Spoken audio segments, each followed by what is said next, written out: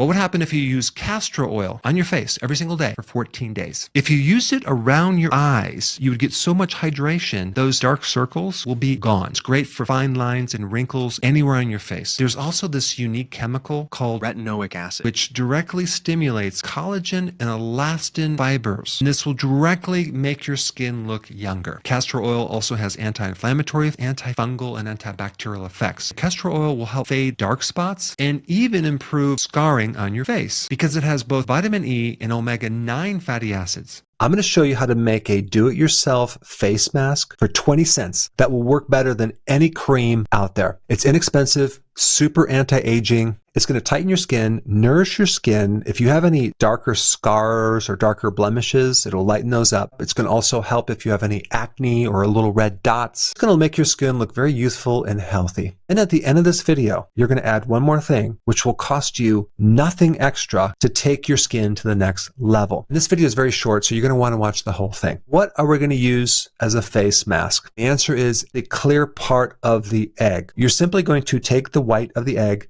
put it in a bowl, do a little whisking, and then you're going to apply a very thin layer to your skin on your face. Wait 15 to 20 minutes until it dries. It's going to tighten everything up. It's going to make your skin look and feel really youthful. That's pretty simple, right?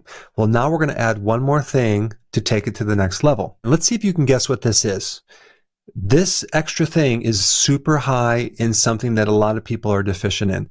Vitamin A. The more you're deficient in vitamin A, the rougher your skin is going to be. It's loaded with vitamin A and vitamin D, E, K, B vitamins, and choline, which are all wonderful for your skin. If you guessed egg yolk, that answer is correct.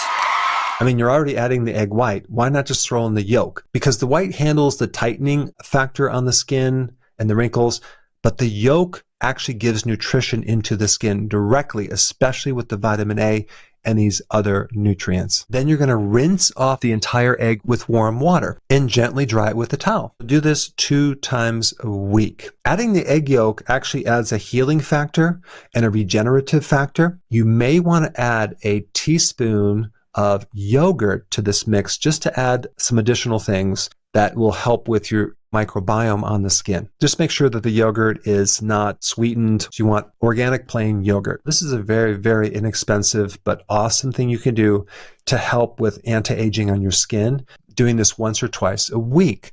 I would also recommend eating more eggs in your diet. I personally eat 4 eggs every single day, okay, for one of my meals. If you're female, maybe you have 3 or 2, but I know other females that have 5 eggs every single day. Consuming eggs are like a superfood. It's the highest quality protein that you can eat. If you're going to fry the egg, fry it in olive oil or butter or even coconut oil. Do not use regular corn oil or other seed oils. This way we can attack the skin from 2 ways, from the outside in and then from the inside out. Now that you know how to use this face mask on your skin, now let's go a little deeper. I want to show you how to heal your skin from the inside out. And to take your skin from the next level, to heal it from the inside out, watch this video right now.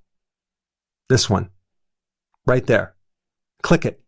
5 things that your skin can tell you about your digestive system, your gut. It blows me away that so many people are treating their skin with lotions, creams, medications, but they're ignoring the root cause, which is in the gut. Now, when I get through all 5, I'll tell you how to correct them, but I want to kind of just touch on each one first. Number 1, altered microbiome. That might mean we just don't have enough good guys and we have too many bad guys. That could come from your diet or especially taking an antibiotic. One of the most common effects of having alteration in your gut is rosacea. Even if you look at how they treat rosacea, they give you an antibiotic because they want to kill off the excess bad bacteria. And it does work temporarily. It's going to come back.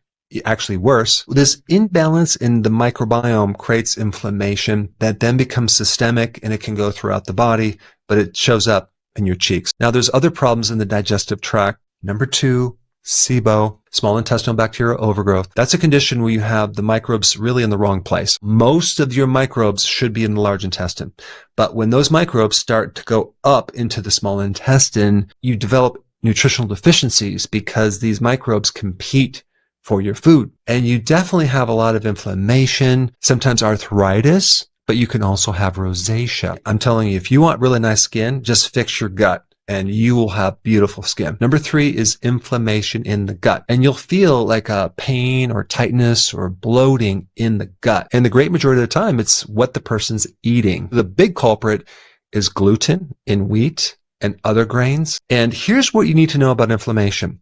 The more inflammation in the gut that you have, the less you can absorb zinc. A deficiency of zinc can cause rashes, but also deficiency of zinc will cause the flaky, scaly, red skin around your nose, around your mouth. But deeper, it's the inflammation, the gut that won't let you absorb zinc. The worse off your digestive system is, the fewer foods you should eat in a given meal. And this is why carnivore seems to be really good for a lot of people, because you're eliminating a lot of different things that could be aggravating the gut. When you think about zinc, it's a great healer of wounds, ulcers, leaky gut. As a side note, there's a couple other things that can cause this flaky, dry, scaly skin. High levels of omega-6 fatty acids from seed oils and not having enough omega-3 fatty acids from fish and cod liver oil. Okay, so that's inflammation.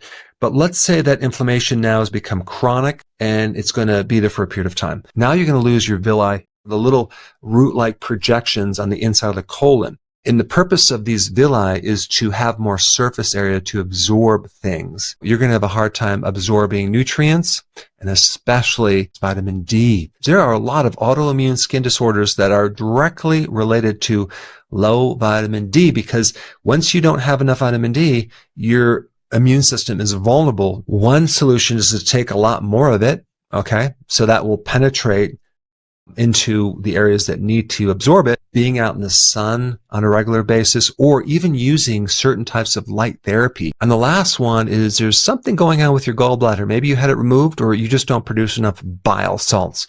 If you don't have enough bile, now we can't break down and digest the fat-soluble vitamins, especially vitamin A. And if you're deficient in vitamin A, you may start developing those little goose pimples on the back of your arms or your legs, in which case you need to start taking things that are high in vitamin A. Beef liver or even cod liver oil has a really good source of active vitamin A called retinol. And the cool thing about cod liver oil, it's high in omega-3 fatty acids, which also can help those little goose pimple things in the back of your arm. And so if you don't have a gallbladder or you're sluggish with bile, you might need to take bile. You can get ox bile, you can get purified bile salts, or even something called TUDCA, which works really good. And then what happens is one of the symptoms could be itchy skin. So what's at the bottom of that? Well, it's your diet. It could be stress. It could be that you're taking estrogen therapy, like birth control pills or hormone replacement therapy. Or it could be that you have too much insulin that's depleting your bile because you eat a lot of carbohydrates. A good probiotic would be very beneficial. Also consuming fermented foods,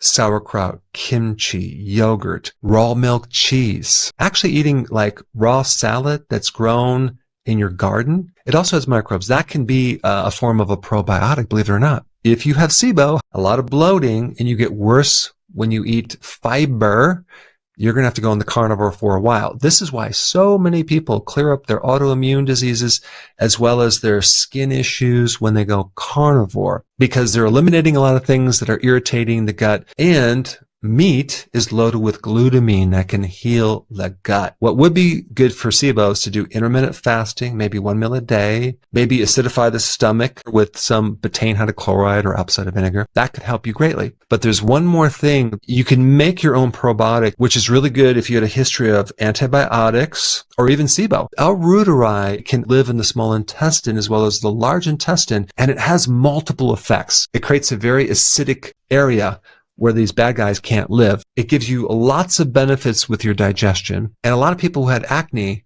will no longer have acne. Why? Because it can help heal the gut to the point where you don't have all this systemic inflammation that's spreading up on your skin. The more damaged your gut is, the stricter your diet needs to be with certain foods, because ultimately the best way to heal the gut is to clean up the diet. So I really hope you now understand this huge connection between your skin and your colon and what to do about it. Thanks for watching, and I will see you in the next video.